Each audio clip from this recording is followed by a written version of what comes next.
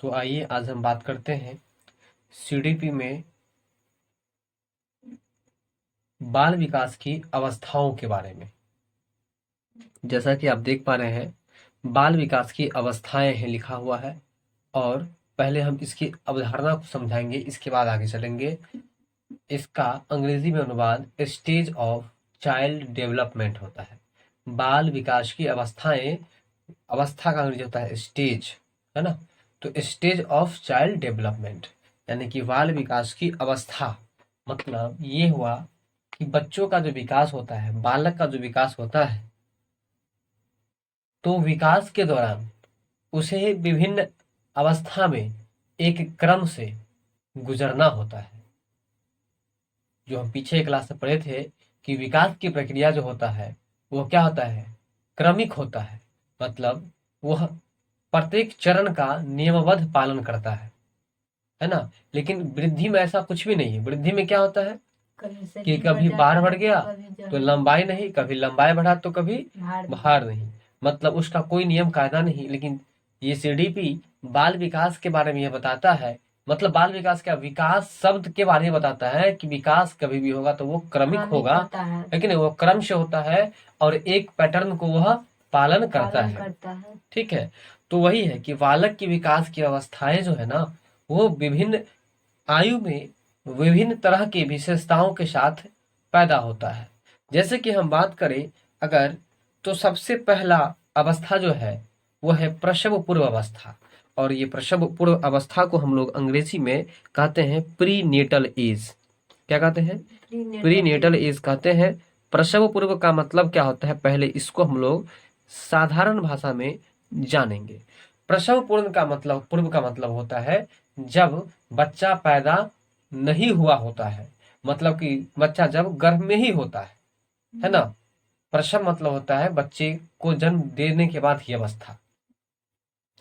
तो प्रसव मतलब जन्म देने के बाद की अवस्था है, तो यहाँ लिखा है प्रसव पूर्व। पूर्व मतलब पहले, यानी कि बच्चा को जन्म देने से पहले की अवस्था को हम लोग कहते हैं प्रसव पूर्व अवस्था। और उसी को हम लोग अंग्रेजी में कहते हैं प्री नेटल स्टेज कहते हैं, प्री नेटल स्टेज कहते हैं। ठीक है, ये जो अवस्था होता है, अब आपको ये बात पता होगा कि जब बच्चा जन्म नहीं हुआ होता है, इससे पहले का जो एज होगा वह बच्चा प्रसव में, मतलब कि गर्भाधान में, वह कितने दिनों तक रहता है? 9 महीनों तक, अर्थात 280 दिन। यानी कि मनुष्य के गर्भकाल जो है वो कितने दिन के होते हैं? तो वो 280 दिन के होते हैं। कितने दिन के होते हैं? 280 दिन का होता है। 9 महीने। और अगर हम महीने में बात करें तो यह 9 महीना का होता है। तो हम बात करने चले हैं प्रसव पूर्व के बारे में। पहले तो ये प्रसव पूर्व जो अवस्था होती है बच्चों की, वो 9 महीना, जो कि पेट के अंदर ही, मतलब गर्भाधान में ही वो रहते हैं। अब आगे है कि यह अवस्था माता के गर्भाधान से शुरू होती है। पहले ही बता दिए कि यह गर्भाधान से ही शुरू होती है। यह गर्भाधान का अंग्रेजी होता है कॉन्सेप्शन, और यह अवस्था गर्भाधान से ही प्रारंभ हो जाती है। कौन सी अवस्था है? प्रसव पूर्व अवस्था। बात समझ में आ रहा है? अब चलो एक बार देख लेते हैं हम लोग फिगर की दृष्टि से। ये देख रहे हैं आप, ये गर्भ में है, और गर्भ में जो है इसको नाभि के माध्यम से, यह एक पाइप के जैसे लगा हुआ है, वो माता के पाइप से जुड़ा हुआ होता है ना। और ये गर्भाधान में है, ये 9 महीनों वाला पीरियड में है, ये प्रसव पूर्व है, अभी इसका पैदा भी नहीं हुआ है कि नहीं। तो ये 9 महीने वाला पूर्व में, यानी कि 280 वाला दिन में पूर्व में है। और इस अवस्था में क्या होता है, यह अवस्था जो शुरू होती है वह गर्भाधान से ही शुरू होती है, यानी कि जब माता के गर्भ में बच्चे पल रहे होते हैं, उसको हम लोग कॉन्सेप्शन कहते हैं। बात समझ में आ गया? तो अब इससे आगे हम लोग चलेंगे। अभी तो थे गर्भाधान में ही थे, ये 9 महीना को अंदर में जो था बच्चों का भाषा उसमें थे। अब इससे आगे क्या होगा? जन्म होगा, यानी कि प्रसव बाद की अवस्था जो होगा वो अवस्था कहलाएगा। तो प्रसव बाद की जो अवस्था है उसमें सबसे पहला जो अवस्था है, उस अवस्था को हम लोग कहते हैं शैशवा अवस्था कहते हैं। और इसे अंग्रेजी में हम लोग इन्फेंसी एज कहते हैं, इन्फेंसी स्टेज कहते हैं। ठीक है, यहाँ देख पा रहे हैं आप, ये बच्चे जन्म लिए हैं, है कि नहीं, और किस तरह से बच्चे अभी ठेहुना पर वो चल रहे हैं। तो ये शैशवा अवस्था है, मतलब कि इन्फेंसी स्टेज है। और यह इन्फेंसी स्टेज जो होता है वो कब से कब तक का कहलाता है? तो 0 से 2 वर्ष, यानी कि जन्म से 2 वर्ष तक की अवस्था को हम लोग शैशवा अवस्था कहते हैं। ये सब समझने में बस एक बार पढ़ लो, समझ में आ जाएगा। कॉन्सेप्ट के साथ पढ़ो, रटना नहीं है, कॉन्सेप्ट के साथ पढ़ना है। शैशवावस्था रही है। अब है शैशवावस्था कितने वर्ष के बीच में होता है? 0 से 2 वर्ष। 0 से 2 वर्ष के बीच की अवस्था को हम लोग शैशवावस्था कहते हैं। अब चलो अगला लिखा है कि इस अवस्था में शिशु पूर्ण रूप से माता पिता पर निर्भर रहता है ना। ये जो शैशवावस्था जो होता है, शैशवावस्था मतलब होता है 0 से 2 वर्ष की अवस्था। और बताओ कि गांव घर में या अपने परिवार में 0 से 2 वर्ष के जो बच्चे मिले होंगे वह कितने मतलब अपने आप पर वो क्या, वो अपने सब कुछ मतलब कि शरीर की कोई भी गतिविधि करने के लिए, अपने आप का भरण पोषण करने के लिए खुद पर निर्भर रहता है। 0 से 2 वर्ष का बच्चा अपना सब कुछ नहीं, दूसरों पर निर्भर रहता है। इसलिए याद कर लो कि बच्चा जब शैशवावस्था में होता है अर्थात 0 से 2 वर्ष के बीच में होता है, तो इस अवस्था में बच्चे जो होते हैं, इस अवस्था में बच्चे जो होते हैं वह माता पिता पर निर्भर करते हैं। इसलिए लिखा है कि इस अवस्था में शिशु पूर्ण रूप से माता पिता पर, है ना, पूर्ण रूप से माता पिता पर निर्भर रहता है वो, ठीक है ना, पूर्ण रूप से माता पिता पर निर्भर रहता है। और उसका व्यवहार मूल प्रवृत्ति पर आधारित होता है। उसका व्यवहार जो है वो मूल प्रवृत्ति पर आधारित होता है। इसका मतलब ये हुआ कि मूल प्रवृत्ति मतलब बच्चों की जो एक प्रवृत्ति होती है। हम इसमें एक उदाहरण भी दिए थे कि अगर हम बात करें कुत्तों की, तो लोग कहावत में बोल देते हैं, है ना, क्या बोल देते हैं पता है? कि तुम कुत्ते की दुम हो। तुम कुत्ते की दुम इसलिए हो कि क्योंकि कुत्ता का दुम कभी सीधा हो ही नहीं सकता। मतलब कि वह उसकी मूल प्रवृत्ति है, वह उसकी टेंडेंसी है। टेंडेंसी मतलब प्रवृत्ति होता है। तो जिसकी जो प्रवृत्ति है, मतलब बच्चों की जो असलियत प्रवृत्ति है, जो असलियत विशेषताएं हैं, वही चीज, वही प्रवृत्ति पर ये आधारित होता है शैशवा अवस्था में। बात समझ में आ गया। और एक चीज और जान लो कि शैशवावस्था को शिक्षा के क्षेत्र में एक महत्वपूर्ण अवस्था बताया जा रहा है। और इस स्टेज में भी, मतलब इस अवस्था में भी शारीरिक जो विकास होता है ना, मानसिक या अधिगम किसी भी पक्ष के जो विकास होते हैं वो बहुत ही तीव्र गति से होते हैं, मतलब कि तेजी गति से होते हैं। तो वही लिखा है कि तेज शारीरिक, मानसिक और अधिगम की अवस्था, मतलब कि शारीरिक विकास की बात करें या मानसिक विकास की बात करें या तुमको अधिगम से संबंधित यानी कि सीखने से संबंधित बात करें, तो ये सब जो है तुमको शैशवावस्था में बिल्कुल तीव्र गति से होता है। कैसे होता है? तीव्र गति से। तो एकदम तीव्र गति से होता है, बड़े ही तीव्र गति से। एक बार पुनः इस क्वेश्चन को हम लोग पुनरावृत्ति करेंगे क्योंकि स्क्रीन पे ये क्वेश्चन दिख नहीं पा रहा था। तो आइए एक बार फिर से चलते हैं, हम लोग शैशवावस्था शुरू करते हैं। तो एक बार मौखिक बताओ कि शैशवावस्था कितने वर्ष के बीच में, और ये बता दो अब 0 से 2 वर्ष आपने सही कहा। अब ये बता दो कि शैशवावस्था को इंग्लिश में हम लोग क्या कहते हैं? इन्फेंसी स्टेज कहते हैं। अच्छा, अब चलो ये बता दो कि शैशवावस्था में बच्चे अपनी सारी गतिविधि को, अपनी जरूरतों को पूरा करने के लिए किस पर निर्भर रहते हैं? माता पिता पर। पूर्णतः निर्भर रहते हैं कि थोड़ा थोड़ा निर्भर रहते हैं? पूर्णतः निर्भर रहते हैं। और इनके व्यवहार में मूल प्रवृत्ति को देखने को मिलता है कि नहीं? क्या देखने को मिलता है? मूल प्रवृत्ति। क्योंकि वो बच्चा रहता है, उसको तो कुछ समझ में नहीं आता है, वो अपने जो विशेष लक्षण होता है उस अवस्था का उस अवस्थे में रहता है। अच्छा, शैशवावस्था की एक महत्वपूर्ण विशेषता है कि इस क्षेत्र में, मतलब इस अवस्था में, है कि नहीं, अधिगम भी बहुत तेजी से करता है ना, शारीरिक या मानसिक विकास भी बहुत तेजी गति से करता है। अब चलो, अब चलते हैं हम लोग अगला पॉइंट पर। अगला पॉइंट जो है वो बता रहे हैं कि मॉरलिटी का अभाव होता है। मॉरलिटी मतलब होता है नैतिकता। नैतिकता का मतलब होता है सही और गलत का ज्ञान, यानी कि अच्छे और बुरे का ज्ञान, है ना, सत्य और झूठ का ज्ञान। क्या 0 से 2 वर्ष का बच्चा जब होता है, जब बच्चे 0 से 2 वर्ष के होते हैं, तो क्या उन्हें सही और गलत की जानकारी होती है? नहीं होती है। इसका मतलब है कि उसके अंदर उसके अंदर नैतिकता की कमी पाई जाती है, नैतिकता का अभाव पाया जाता है। वही बात लिखा है कि इस अवस्था में बच्चों में नैतिकता का अभाव रहता है। हमें लगता है कि शायद आपको सारी बात स्वतंत्र रूप से समझ में आ रही होगी। अगर समझ में आ रहा है तो आप हमारे वीडियो को पूरा देखें ताकि आपको इस अवस्था की संपूर्ण जानकारी आसानी से हो जाए। आइए अब हम बात करते हैं पूर्व बाल्यावस्था अर्थात अर्ली चाइल्डहुड स्टेज के बारे में। किसके बारे में बात करते हैं? पूर्व बाल्यावस्था, यानी कि बाल अवस्था से पूर्व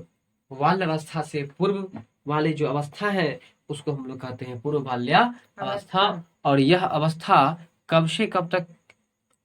तो 2 वर्ष से लेकर के 6 वर्ष के जो बीच की अवस्था होती है उसको हम लोग कहते हैं पूर्व बाल्यावस्था। और पूर्व बाल्यावस्था को अंग्रेजी में हम लोग क्या कहते हैं? अर्ली चाइल्डहुड स्टेज कहते हैं। स्टेज का मतलब अवस्था होता है। तो आइए जानते हैं, ये बच्चे को आप देख रहे हैं, यह अभी पूर्व बाल्यावस्था में है। यह जो है वो किस अवस्था में है? पूर्व बाल्यावस्था में है। मतलब कि यह 0 से 6 वर्ष के बीच नहीं कहेंगे हम इसको 2 वर्ष से 6 वर्ष के बीच कहेंगे। बात समझ में आ रहा है ना?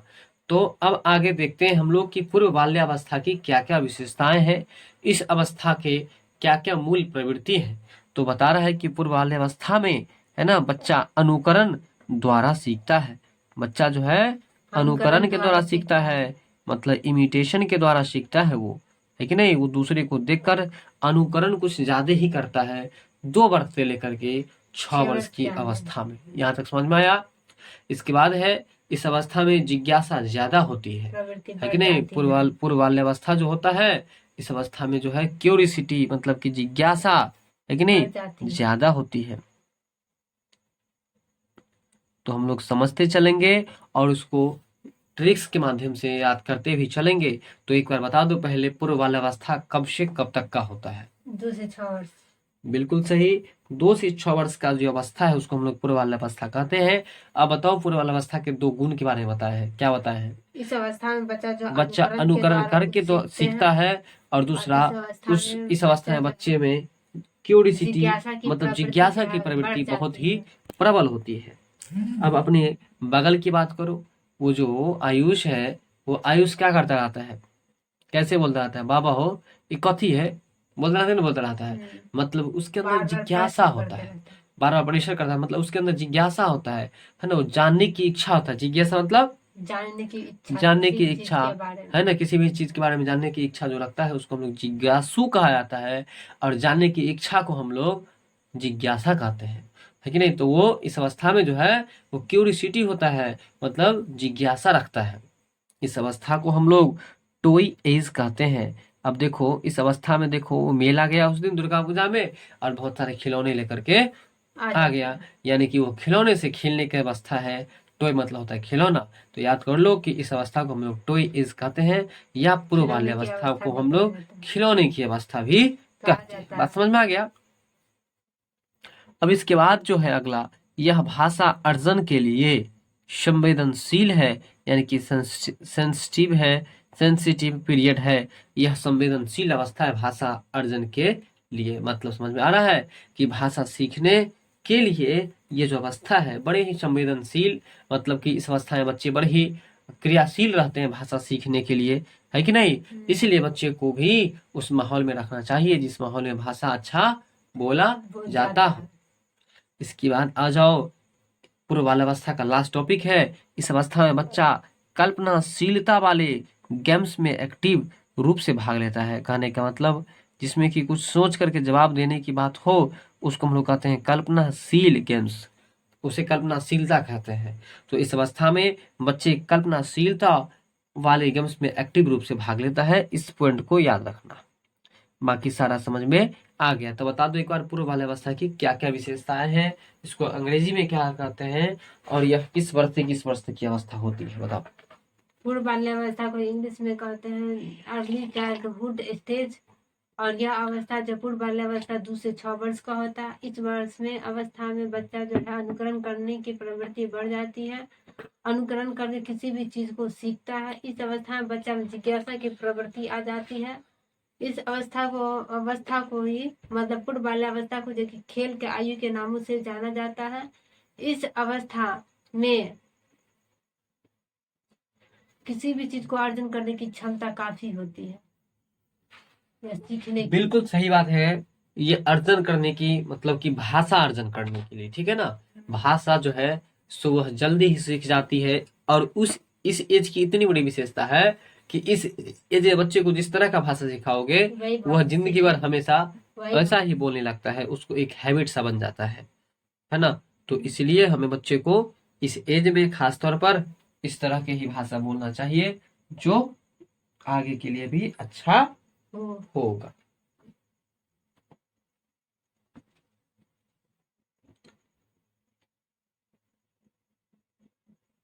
तो आइए अब हम बात करते हैं उत्तर बाल्यावस्था में। कहाँ पर बात करते हैं? उत्तर बाल्यावस्था उत्तर बाल्यावस्था में। इससे पहले हम लोग पढ़े थे पूर्व बाल्यावस्था, और वो पढ़े से कहाँ पढ़े थे, किस वर्ष से किस वर्ष तक?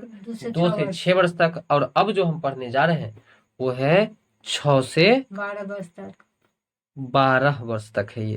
इसको हम लोग कहते हैं लेटर चाइल्डहुड या सीधे चाइल्डहुड कहते हैं। उसे चाइल्डहुड का मतलब बचपन होता है। क्या होता है? बचपन होता है। बचपन होता है। तो उत्तर बाल्यावस्था के बारे में एक बार हम लोग जानेंगे फिर से। तो आइए बात करते हैं हम लोग उत्तर बाल्यावस्था में। और उत्तर बाल्यावस्था जो होता है यानी कि बाल्यावस्था के बाद की अवस्था एक तरह से देखो तो, या सीधे बाल अवस्था भी इसको हम लोग कह सकते हैं। लेटर चाइल्डहुड या सीधे चाइल्डहुड, ये 6 वर्ष से 12 वर्ष तक यानी कि 6 to 12 ईयर्स। अब चलो ये बता रहा है कि उत्तर बाल अवस्था में तार्किक चिंतन मतलब कि लॉजिकल थिंकिंग की अवस्था शुरू हो जाती है, जिसके कारण से हम लोग इस अवस्था को तार्किक चिंतन की अवस्था भी कहते हैं। अब देखो उत्तर बाल अवस्था के बाद मतलब कि 6 वर्ष से लेकर के 12 वर्ष तक के बच्चे को हम लोग कहते हैं कि ये तार्किक चिंतन की अवस्था है। अब ध्यान दो जरा, बच्चों को स्कूल में नामांकन कितने वर्ष के बाद होता है? 5 5 या 6 वर्ष के बाद। तो जब बच्चे को 5 या 6 वर्ष के बाद स्कूल में नाम लिखाया जाएगा तो उसको सवाल तो मिलेगा बनाने के लिए।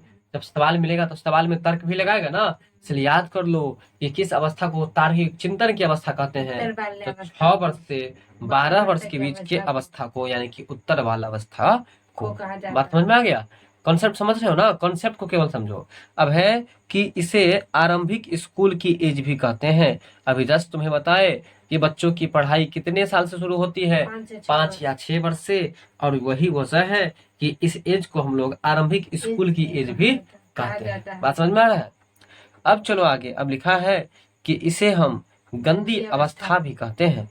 यानी कि ये जो उत्तर वाला अवस्था है इसको हम लोग गंदी अवस्था भी कहते हैं, क्योंकि इस समय बच्चे जो होते हैं, हाँ जी, बच्चे में जो है ना, बच्चे वही करना अच्छा समझते हैं जिसमें वो उसे मजा आता है, क्योंकि वह उसे अच्छे बुरे का ज्ञान नहीं होता। तो ये जो अवस्था है 6 से 12 के बीच, इसे हम बाल अवस्था कहते हैं। इसमें लापरवाह बच्चा कुछ ज्यादा ही होता है। अब चलो इसे अस्फूर्ति की अवस्था भी कहते हैं। तो अस्फूर्ति की अवस्था किसको कहेंगे? उत्तर बाल्यावस्था को। उत्तर बाल्यावस्था को इसे हम स्मार्ट एज भी कहते हैं। अब चलो खेलों की अवस्था किसे कहते हैं? तो खेल की अवस्था जो है ये भी तुम्हें, खेल की अवस्था तो उत्तर बाल्यावस्था और खिलौने की अवस्था तो शैशव अवस्था। चलो एक बार फिर से हम बताते हैं उत्तर बाल्यावस्था के बारे में। तो उत्तर बाल्यावस्था को हम लोग बाल्यावस्था भी कह सकते हैं, और यह 6 वर्ष से 12 वर्ष के बीच की अवस्था होती है। अब चलो कि उत्तर बाल्यावस्था में मतलब कि जब बच्चा का नामांकन हो जाता है 5 वर्ष के बाद, तो वो लॉजिकल रूप से सोचने लगता है किसी चीज के बारे में, यानी कि तार्किक चिंतन शुरू रहता है। इसलिए इस अवस्था को हम लोग तार्किक चिंतन की अवस्था कहते हैं। इसके बाद इसी उम्र में यानी कि जब वो 6 वर्ष से 12 के बीच में होता है तो उसे स्कूल जाना वही प्रारंभ कर देता है। इसलिए इसको हम लोग आरंभिक स्कूल की अवस्था भी कहते हैं या आरंभिक स्कूल एज भी कहते हैं। इसके बाद है कि इस अवस्था में बच्चे गंदे काम, मिट्टी में, गोबर में, मतलब कि गंदा काम नहीं समझता है, बस सीधे करने लगता है। इसलिए इसे डर्टी एज भी कहा जाता है, या इसे हम गंदी अवस्था भी कहते हैं। क्या कहते हैं? गंदी अवस्था भी कहते हैं।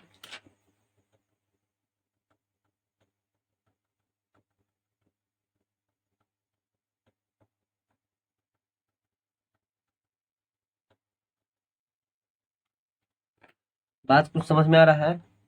तो डर्टी एज किसे कहते हैं? तो उत्तर बाल्यावस्था को।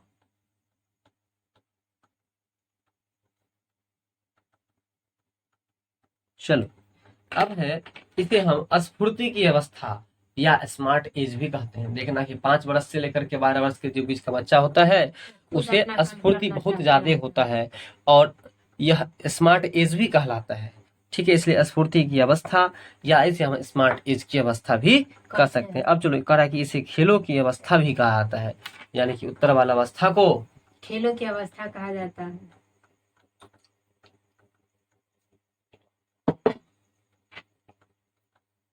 अब देखो 6 वर्ष से, जरा सोचो 6 वर्ष से 12 वर्ष तक के बीच का जो बच्चा होगा वो जरूर खेलना पसंद करेगा, इसलिए हम लोग इसे खेल की अवस्था भी कहते हैं। कहते हैं। इसके बाद इस अवस्था में संग्रहण मतलब इकट्ठा करना है ना, प्रवृत्ति की विकसित होने लगती है। कैसे? जैसे कोई गोली वोली खेलता है तो सबको इकट्ठा करने लगता है। इसके बाद इसे इसे टोली या समूह गैंग की अवस्था भी कहते हैं, मतलब इसे टोली की अवस्था या समूह की अवस्था या गैंग की अवस्था भी कहते हैं। किसको? उत्तर वाला अवस्था को। अब इसका जो लास्ट पॉइंट है उत्तर वाला अवस्था के बारे में, कि इसे जीवन का अनोखा काल कहा जाता है। जीवन का अनोखा काल भी कहा जाता है। और सबसे लास्ट में जो अवस्था है वो है किशोरा अवस्था, जिसको अंग्रेजी में हम लोग क्या कहते हैं? अडोलसेंस। क्या कहते हैं? अडोलसेंस। और ये अडोलसेंस जो है यह 12 से 13 वर्ष से लेकर के 18 वर्ष तक का जो अवस्था होता है इसको हम लोग किशोरा अवस्था यानी कि अडोलसेंस कहते हैं। अब देखो एक बात बताते हैं कि बच्चा जब बिल्कुल बच्चा होगा, मतलब 0 से 2 वर्ष का जो अवस्था होगा बच्चे का, और उसके बाद 0 से 2 के बाद की बात कर रहे हैं हम, या 2 से 5 की बात कर रहे हैं।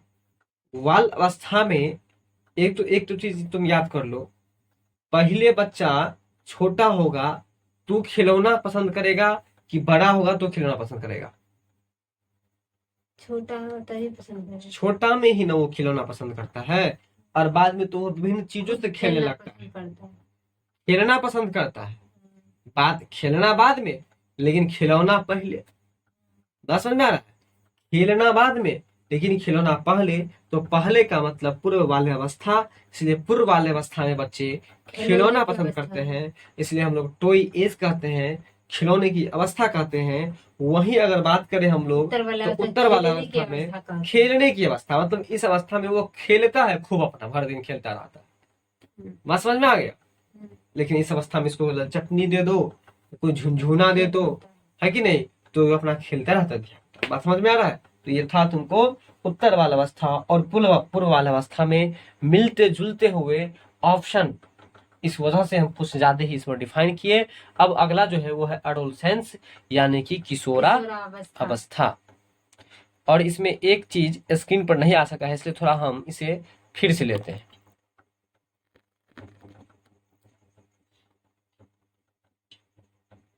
लिखा है कि इस अवस्था को खेलों की अवस्था कहते हैं। इसके बाद इस अवस्था में संग्रहण की प्रवृत्ति विकसित होने लगती है, मतलब किशोरावस्था में जब वो आता है ना तो उसमें किसकी प्रवृत्ति? हाँ, इकट्ठा करने की प्रवृत्ति बढ़ जाती है कि नहीं, संभाल कर रखने लगती है सामान को। इसके बाद है कि इसे हम टोली समूह या गैंग की अवस्था भी कहते हैं। इसे कौन कौन सी अवस्था कहते हैं? टोली समूह या गैंग की अवस्था भी कहते हैं। टोली समूह या गैंग की अवस्था कहते हैं।